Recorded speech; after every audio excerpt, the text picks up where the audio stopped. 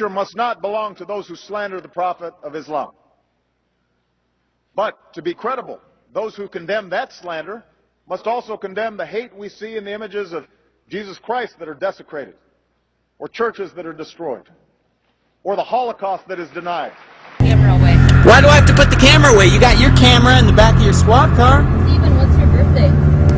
That's my business. I have the right to remain silent. Have you ever read the Constitution? You know, I want to know what happened to freedom in America anyway. Didn't I have the right to remain silent? And I have to answer all these questions to a bunch of police when I'm just looking at directions? If you're under arrest, you have a right to remain silent. I'm not under arrest. I have the right to remain silent whether I'm under arrest or not. Do you know what the Fifth Amendment says? Do you know what the Fourth Amendment says? Don't you have to study that to be a police officer? Don't you have to understand the laws of America? And to understand that I don't have to answer any questions to any police officer? And that's the Fifth Amendment interpreted by the Supreme Court of the United States.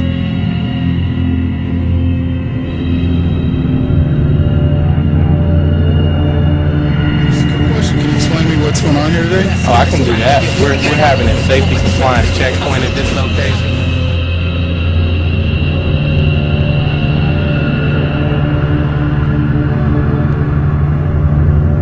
Three police officers knock at your door and say, "Can we come in?" What are you gonna do? You ain't gonna let them in? But if they say, "You got something to hide," why don't you wanna let us in? Well, they gonna come in anyway, so that's how they... No, they can't come in. That's the point. They can't come in That's what they anyway. do it all. That's what they do. Well, but if they do, it's wrong. They can't. That's what I'm saying. What they do, they say, they make up anything, they say it's proper cause for God. They say, Yeah, but they gotta have a search warrant. They say the smallest thing to call proper cause. They have to have a search warrant. They have to have probable cause to get a safe search warrant. And the search warrant has to say exactly what they're looking for. They can't just come into your home. That's why we're going around letting people know. Because they're going to be coming out here soon, and they're going to be doing just that. You want to take a couple of them? Yeah, I want to take a couple of Take a couple of these to give it to your neighbors. Give it to your neighbors, man. We need everybody to know. Let them know. Let them know. Do not touch me. I will walk out on my own. There are patriotic Americans trying to wake you up. They're trying to take away your guns, too. They're destroying the Constitution.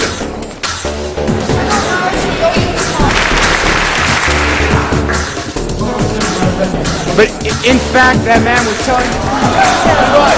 You listen to me for let me talk. He was telling the truth.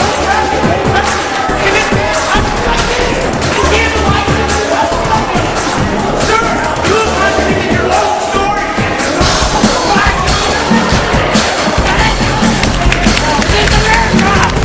It's America! It's America!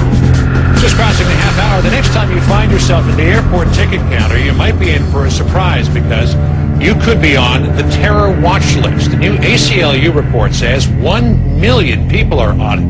That is, if you are on the no-fly list because you are known as maybe a possible terrorist, you cannot buy a handgun in America. Do swear. That I will support the Constitution of the United States. Why is he being arrested? Of the United States and what you're doing. Why is he being arrested? Being arrested for exercising my First Amendment rights. I raised my hand in support of the Constitution of the United States. And you know what you're doing is wrong. But you're already in court intimidating us out of our First Amendment rights. Not intimidating you. But you are. You scared a lady this morning. They heard me. I told them that they heard I'll be a witness for him in court. I'll swear on the Bible he has not threatened anyone. I've already explained to them that they're arresting me for exercising my First Amendment right to disagree with what's going on. I will support the Constitution of the United States. Tell you to stop talking one more time. Put that camera away.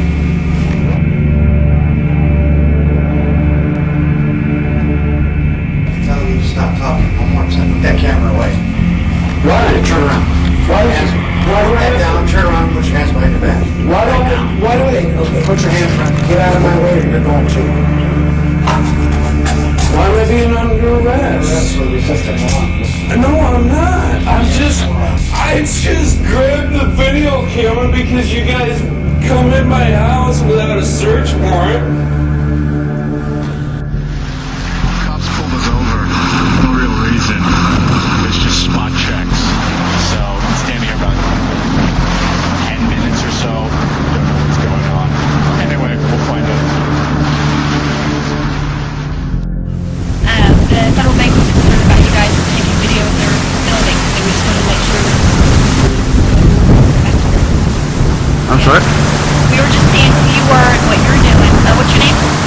My name's Aaron. Okay.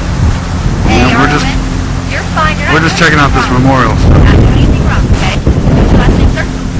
I'm not going to give you my last name. You guys can do it. If you're not going to cooperate, I'm just asking questions. This is public property? No, it's not actually. We're just asking you simple questions. If you can't cooperate, you need to leave. Okay, but first of all, whose property is this? Liberty Memorial. Okay. And you're police officers or security officers? You're protection officers here. And because you're not cooperating, you need to leave. I asked you a simple question. You're not doing anything wrong. You're videotaping. That's right. Right. Yeah.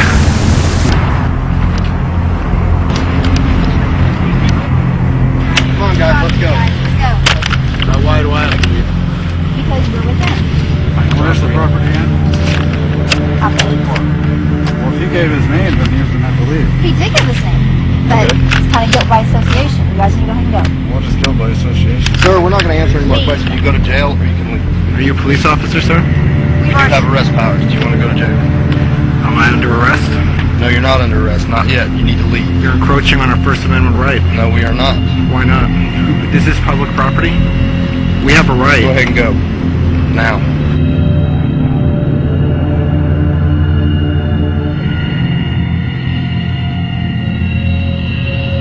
We as a society, the freest society in the world, have to think about the balancing between saving our lives if this pandemic comes true and the loss of liberty and the loss of rights as Americans. I think as Americans, in order to stay alive, in order to preserve our way of life, people are willing to give up and to make sacrifices.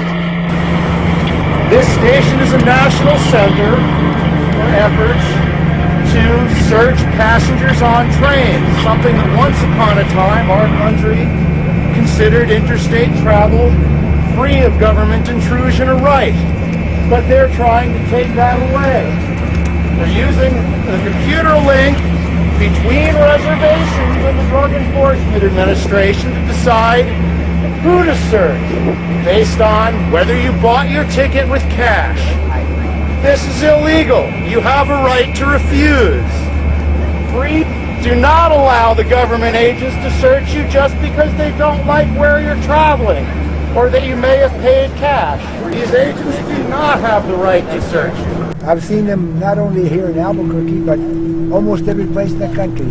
Stop the train, drug enforcement officers. It's more here than anywhere else, actually. Oh, no, there isn't. Heck, I've gone up and down the line, and it's everywhere. They busted his package open, not because it smelled, but because somebody had a package, and they were trying to tie him to the package because he was black. That's bogus. Yep. That's real bogus. That's racial. If you refuse, then that gives them a cause to search. No, refusing is not probable cause. Probable cause means specific evidence that there is drugs in your package. Not just that they don't like your attitude. They've been going. They thought I was lying. Where's your claim ticket? Where's your claim ticket for all your extra bags? Where's your other bags at? I ain't got no other bags. No, I think you got other bags. Where they at? Let me empty your pockets again. Let me see your claim ticket. Walked in the train, came back out. Come on, man. Let me just see that claim ticket. That's bogus. When a young person is ridiculed or threatened online, it can have severe and even tragic effects. Congress must act soon to send a clear message. Online actions have offline consequences. The entire purpose of all these websites is to incite violent acts against the United States. Yeah. You know, we got a first responsibility to protect ourselves. No society wants to provide so much freedom that it amounts to a kind of suicide pact. Right. And that's why I'm going to continue the pressure on Google and YouTube, and if necessary, see if we can come up with a law. Hello, this is Senator Joe Lieberman. If you've got a comment or suggestion you'd like to share with me, please press 1. If you would prefer to talk personally to staff, please press 2.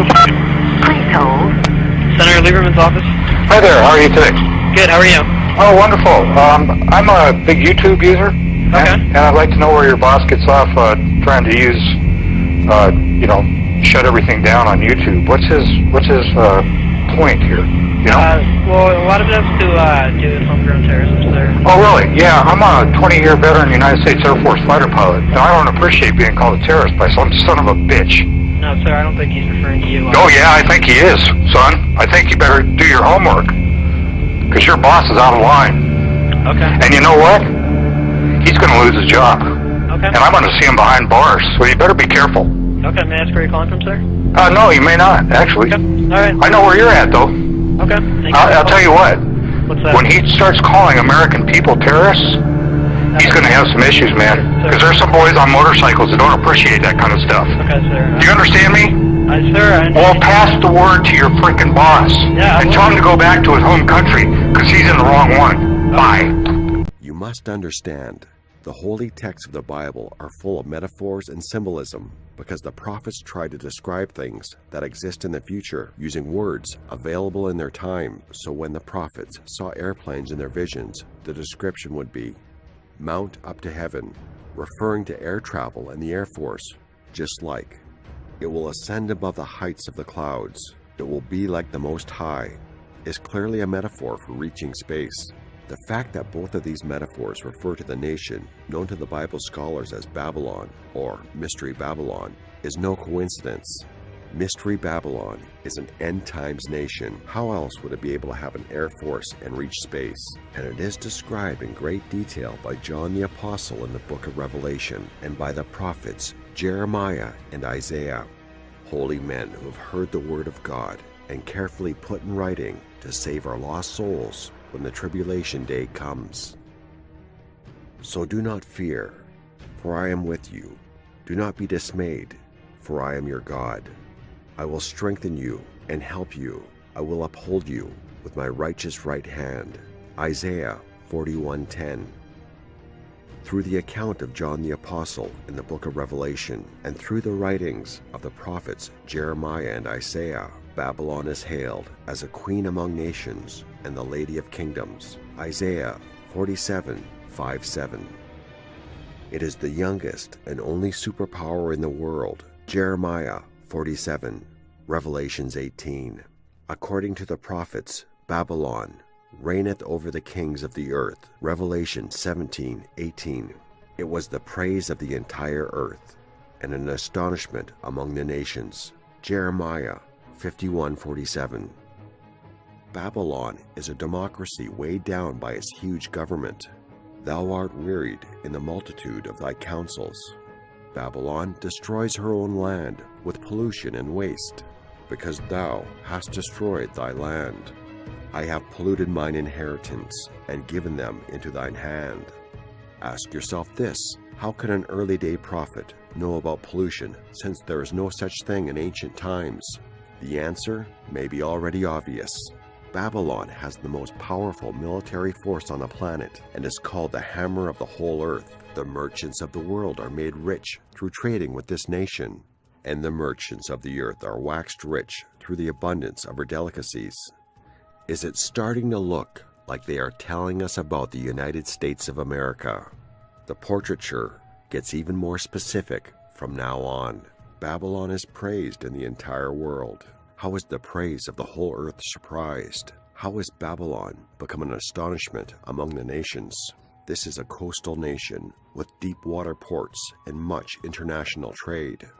And every shipmaster, and all the company in ships, and sailors, and as many as trade by sea. O thou that dwellest upon many waters, abundant in treasures. Bear in mind that ancient Babylon, current-day Iraq, has very limited access to the sea. Babylon has a unique and remarkable beginning, different from other nations, and has been awe-inspiring from its birth.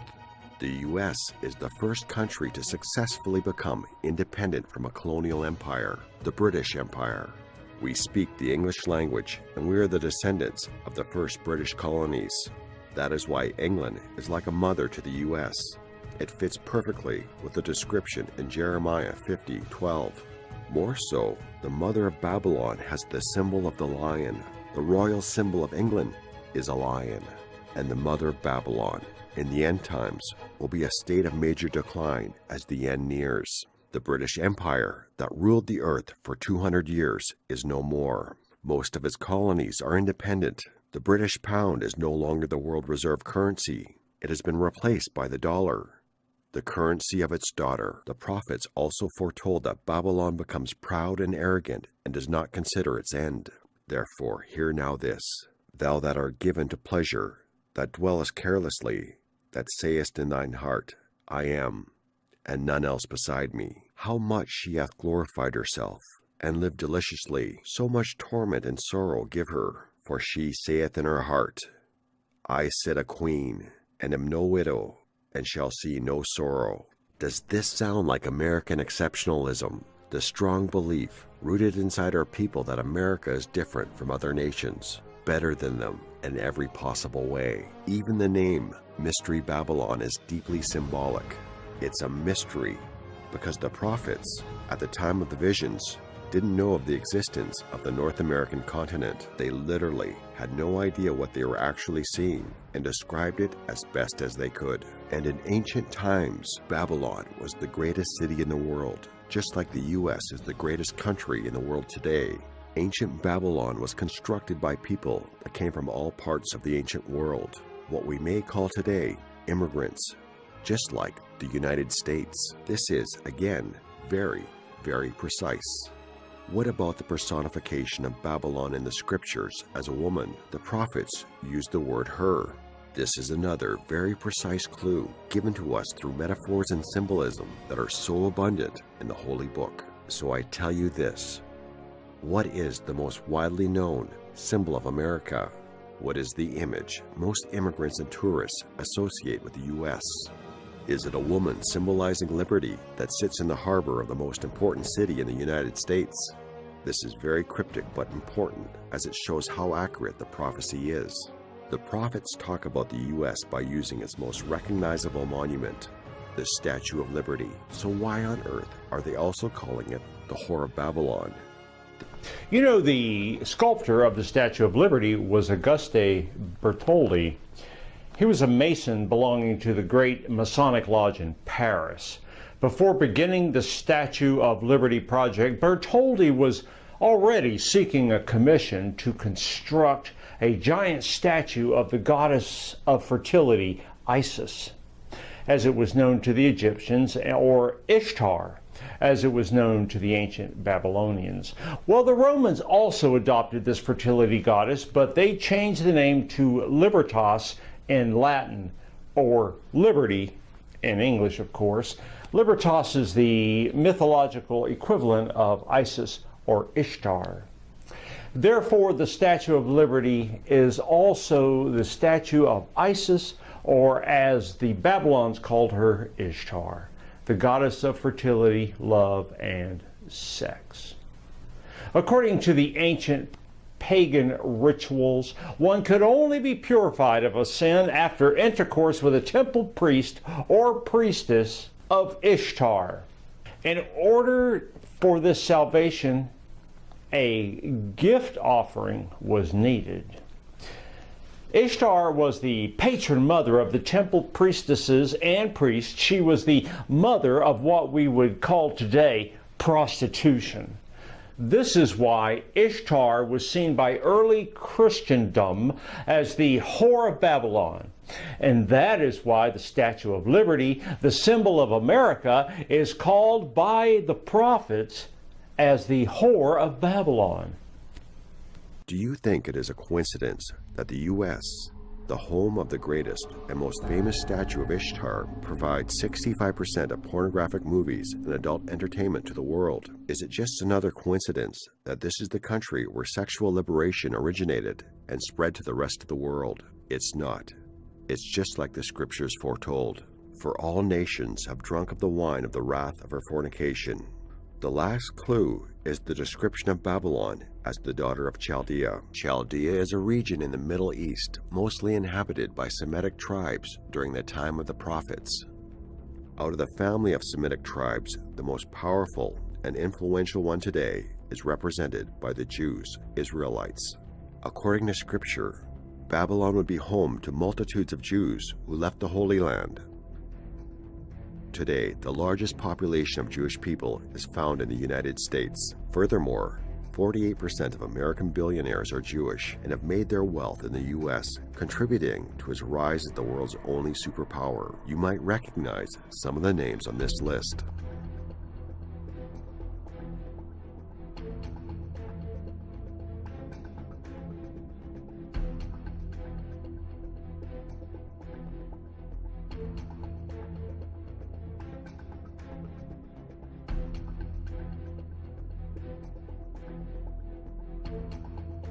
The daughter of the Chaldeans. The nation that the Jewish people helped rise to superpower status is the United States of America. The U.S. today has the most powerful economy and military, controls worldwide commerce, is proud and arrogant, has the most developed Air Force and space program, and is the envy of the world. It houses the Whore of Babylon, is the daughter of the British Empire, and the child of the Chaldeans. And unfortunately, for every living American, Mystery Babylon. Why? Babylon is suddenly fallen and destroyed. Howl for her. Take balm for her pain. If so be she may be healed. A sound of a cry cometh from Babylon, and great destruction from the land of the Chaldeans. Because the Lord hath spoiled Babylon, and destroyed out of her the great voice. Therefore shall her plagues come in one day, death, and mourning, and famine, and she shall be burned with fire, for strong is the Lord God who judgeth her. At the noise of the taking of Babylon, the earth is moved, and the cry is heard among the nations. Sit thou silent, and get thee into darkness, O daughter of the Chaldeans, for thou shalt no more be called the Lady of Kingdoms. All three prophets tell of the fall of Babylon, the destruction of the United States of America as we know it. This is not an event that happened to ancient Babylon in the past. History has never recorded the fall of a state or a city in the way described by the prophets. And just like all the events accurately predicted by the Bible, the 2 world wars, the rise and fall of communism, and the return of the Jewish people to their homeland, and so many others, this too will happen. The only questions left to ask are, who will cause its fall, when, and how? Isaiah 13:5. They come from a far country, from the end of heaven, even the Lord and the weapons of his indignation, to destroy the whole land. Jeremiah 50:3. For out of the north there cometh up a nation against her, which shall make her land desolate. Jeremiah 50:9. For I will raise and cause to come up against Babylon an assembly of great nations from the north country. Now draw a straight line north of the U.S. through the Arctic, the end of heaven, and you will find the answer. Russia is the great enemy of Babylon, the enemy destined to destroy it. The Holy Scriptures is again very precise. Even though it has been written centuries before the U.S. or Russia became world powers, it clearly describes both countries that are prophesied to start World War III. And at the start of the World War III, Russia will use a very special weapon, the weapon of indignation, against the whole territory of the U.S., and then lead the invasion of a great assembly of nations. Now that we know who is responsible, the next logical question is, when will it happen? As you have seen before, we are going through the biblical end times. Babylon America has fulfilled the prophecies that foretold its coming, and now, according to the Bible, it will meet its demise. The clues about when the great disaster shall befall it are hidden in the book of Daniel, another major biblical prophet. In chapter 1140 of his prophecies describes a great war fought by 2 kings at the end times, one from the north and one from the south. So, if we could connect these 2 kings to 2 current world leaders, we would know how close we are to the destruction of Babylon. The key to understanding the clue of the 2 kings is the position of Jerusalem, because this is where Daniel had his revelations. To the north of Jerusalem is Moscow, birthplace of Vladimir Putin. What else does the prophecy say about the king of the north? And the king shall do according to his will. Putin does what he wants. He controls the media, the military, and the economy of Russia. Neither shall he regard the gods of his fathers, nor regard any god, for he shall magnify himself above all. The fact that gods is not written with a capital letter is a clear clue to what exactly the prophet is referring to: communism. The gods of the communists are Lenin, Marx, Stalin, who have ruled Russia for over 80 years. They are practically worshipped by the Russian people, and statues and pictures of them were everywhere across the USSR. But as prophecy foretold, Putin distanced himself from communism and denounced its flaws and sins against Russia and the Russian people. He shall magnify himself above all. Russian media portrays Putin as a huntsman, judo expert, chess master, brilliant politician and diplomat, pilot, and overall strongman, above the former communist leaders in every way. But in his estate shall he honor the God of forces. Russian military spending has exploded since Putin came to power. This is how he honors the God of forces. And there you have it. Vladimir Putin is undoubtedly the king of the north that will guide Russia in the end times. But what about the king of the south? Geographically, he has to be born in the south of Jerusalem. Barack Obama was born either in Hawaii or Kenya, depending on who you want to believe, both of which are in the south of Jerusalem. But what does the prophet say about him?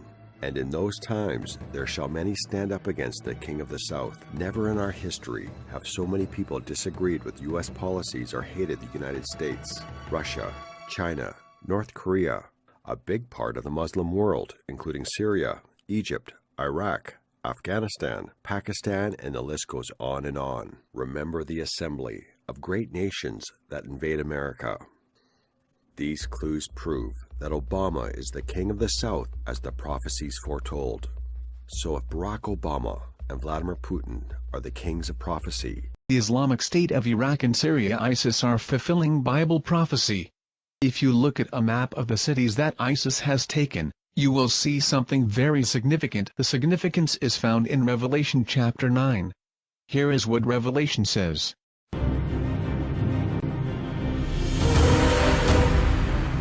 The sixth angel sounded, and I heard a voice from the four horns of the golden altar which is before God, saying to the sixth angel which had the trumpet, Loose the four angels which are bound in the great river Euphrates. And the four angels were loosed, which were prepared for an hour and a day and a month and a year, and to slay the third part of men. And the number of the army of the horsemen were 200,000,000, and I heard the number of them.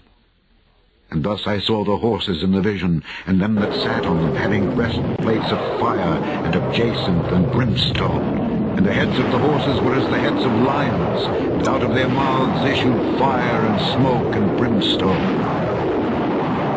By these three was the third part of men killed, by the fire, and by the smoke, and by the brimstone which issued out of their mouths. Did you hear what he said?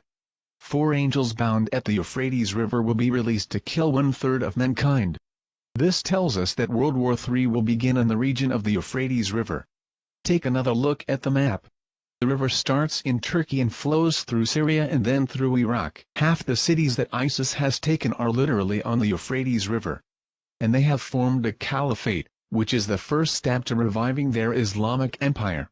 What is happening in Syria and Iraq is not just another war. It will grow to become World War III. Not sure many people are aware of this, but while the United States celebrated Independence Day, 2 pairs of Russian bombers flew right off the coast of California and Alaska. Now this forced the Air Force to scramble fighter jets to intercept both flights.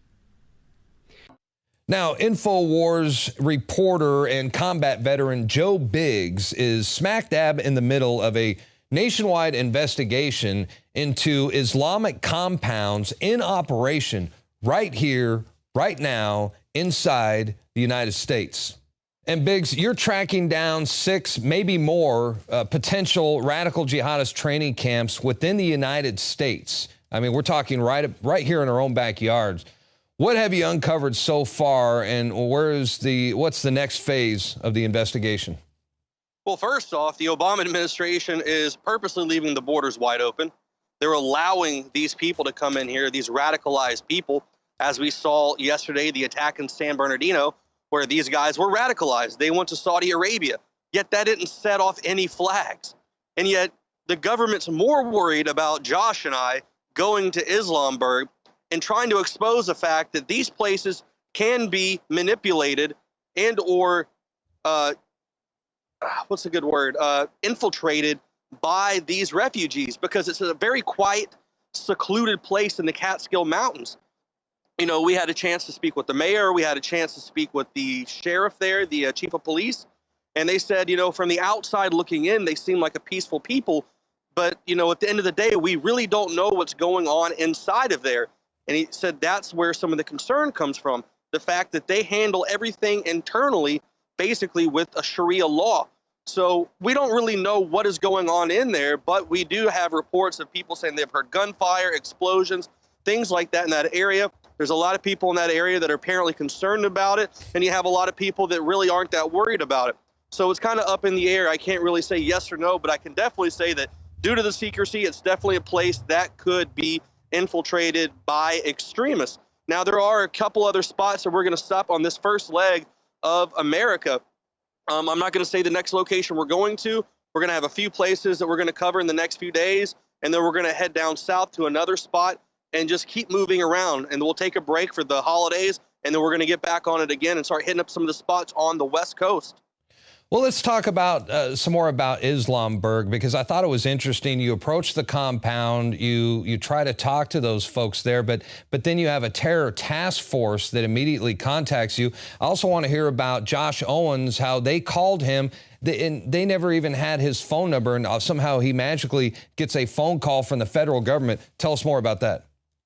Yeah, so we approached the place with caution because we did know of the reports of the guy from Arizona that had made a video apparently threatening this compound due to some things that they had said in their a local newspaper, like I have right here with me. It is called the Islamville Post, and this is something they do in-house there at the Islamberg Center. Now, the center was started by Mubarak al-Jalani, who is the leader and founder of Al-Fuqra, which is a terrorist-known organization. They've been attached to many attacks, assassinations, and things like that. And their American front is Muslims of America and the Quranic Institute College, which Islamberg is one of the places that guy founded, Jalani, and another place in South Carolina. And also inside of there is the Quranic Institute, which is run by Muslims of America. So when you look at that and you do the research, it's very interesting. The fact that there's so much secrecy surrounding this place, the fact that the police aren't really going in there, the fact that they don't let many people in there, it's kind of up in the air. And yeah, it's really strange that we go out there and we're very nice. I got out of the car only by myself.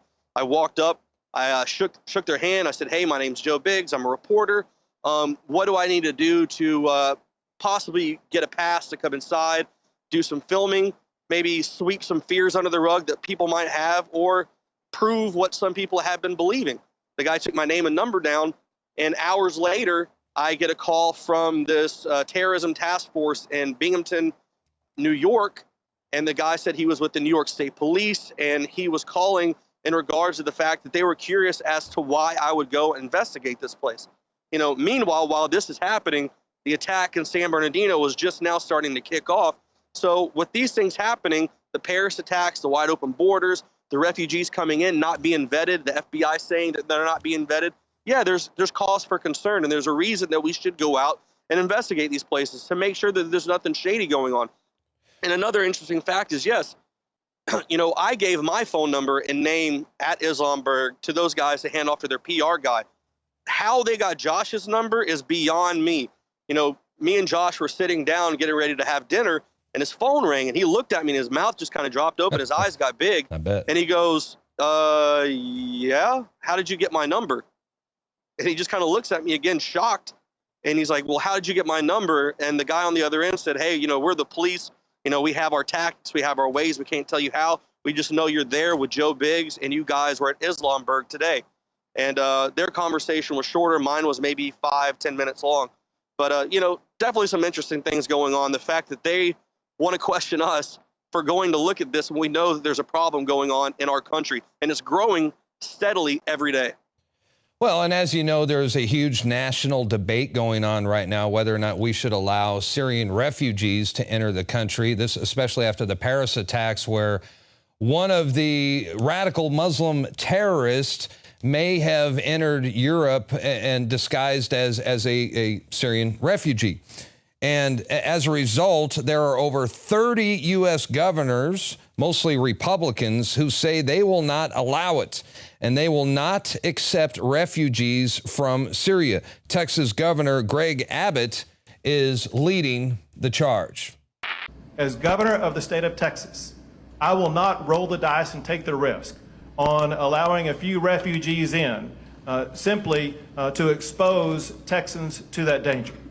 And by the way, Barack Obama says that it is shameful that these 30-plus governors won't allow immigrants. He says that they have betrayed American values. And Obama even going as far as mocking those of us who feel that some of these Syrian refugees might pose a threat. These are the same folks oftentimes who suggest that they're so tough that just talking to Putin or staring down ISIL or using some additional rhetoric somehow is going to solve the problems out there. But apparently they're scared of widows and orphans coming into the United States of America as part of our tradition of compassion. You know, first they were worried about the press being too tough on them during debates. Now they're worried about 3-year-old orphans. And I can't wait to get Joe Biggs' reaction to that one. You heard the president. He says that you are overreacting, or that you must not be very tough if you are worried about 3-month-old orphan refugees. What do you think about that? I mean, this is the same thing that we went through last summer, Darren, when there was this huge influx of migrants, illegal aliens, whatever you want to call them. I'm not trying to be politically correct at all, but whatever you want to give them, you know, their name. That huge rush of people coming through the southern borders. And they used the same narrative last time. The president came out, everyone came out on the Democrat side and said these are young babies and women who need shelter. They need a place to live. And then myself, Jakari Jackson, Josh Owens, Kit Daniels, all of us have been down there, and they are grown men with gang tattoos on their face for the most part. So this whole, oh, we're going to deny these babies from coming in, negative, that's a small part. Yeah, there's some families out there that want to come through and start a new life based off of ridiculous wars that have been started. I can understand that.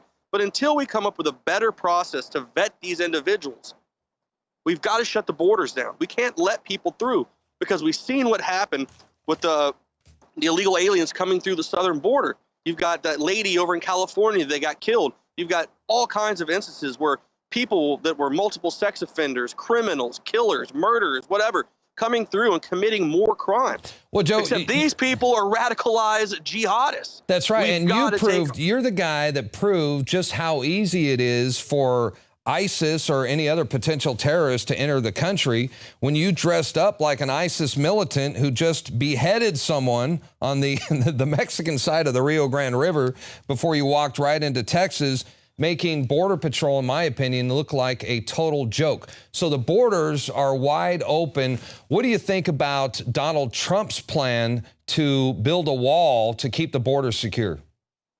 I mean, in some ways it's going to work, you know, but at the same time, people are smart. People find a way around everything. You know, just like when I was in Paris, I was able to maneuver around and find a way past police to be able to get that shot of the dead ISIS jihadi. Or so Obama shipping him in. Obama ships them in on airplanes.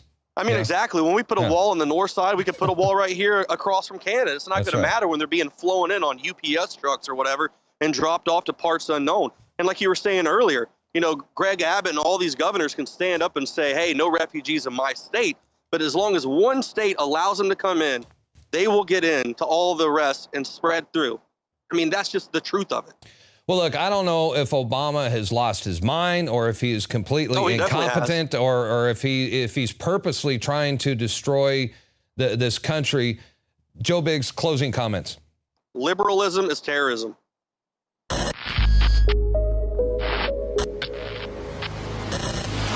Refugees are pouring into our great country from Syria. We don't even know who they are. They could be ISIS, they could be anybody. What's our president doing? Is he insane? One of Hillary's primary campaign promises is to help expand the Sharia law program in minority communities in America. Do you think that's the right campaign platform to be running on? Yeah. The Sharia law expansion? Yes, I'd say yes. Just to change the way women are treated in America. Absolutely. By implementing Absolutely. Sharia law. Absolutely. Hillary knows what's best. Hillary's cool. Okay. I'm going for it. I like your tattoo. Thank you. Thank you. Appreciate it. You think Hillary's plan for the Sharia law is the right thing? Is it the right time for that in America? I don't know. I don't think it'd be a bad thing. Can't be a bad thing. Yeah. Her Sharia law plan. Okay, thanks. Okay, thank you. One of Hillary Clinton's primary platforms is to spread Sharia law within the minority communities. You think that's the right thing to do in the New World Order? I guess so. Yeah. Would you support Hillary Clinton's Sharia law program? Do you think that's the right thing for the New World Order? Sure. Yeah, I would. Okay. All right. Checking. Thank you. Hillary Clinton, obviously running for president, could potentially be the first female president in the United States. Part of her campaign promise is to implement the Sharia law program in the minority communities and in the middle class. You think she's on the right track? Sure. You're going to be voting for Hillary? Sure. Do you think that's the right way to take America forward, is to implement Hillary Clinton's Sharia law expansion? Yeah, I do. So you support, you're a Hillary supporter, obviously? Kind of. Hillary, being involved in politics for several decades, has decided that expanding Sharia law in the United States is the best way to help move America forward. Do you think that's the right idea? I don't know exactly what Sharia law is, so I can't really It comment on sounds that. like it's a step in the right direction, but I don't know entirely. I don't know exactly Hillary what Sharia probably law knows. is. If Hillary has decided that expanding Sharia law is one of her primary campaign platforms, do you think that's probably the right thing to do? Sure. Yeah. Expanding the Sharia law in America? Sure, why not? Yeah. Okay. All right, thank you. Thanks. Well, Hillary Clinton, obviously a big advocate for equality and helping to eliminate sexism.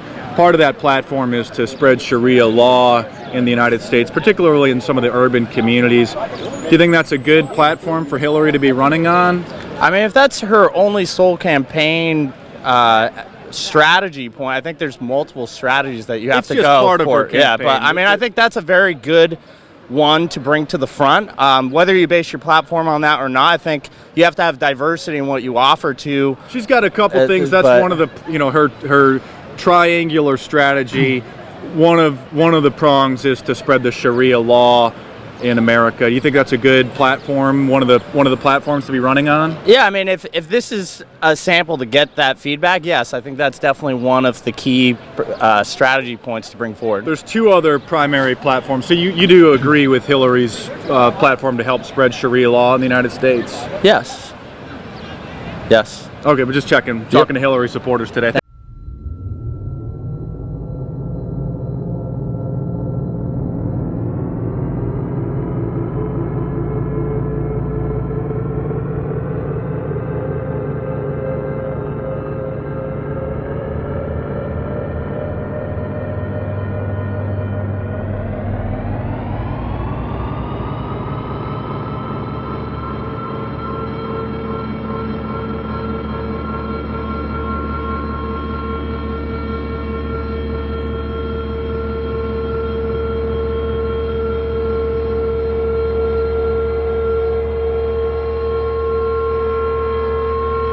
Before is the principal book of prophecy in the New Testament of the Bible.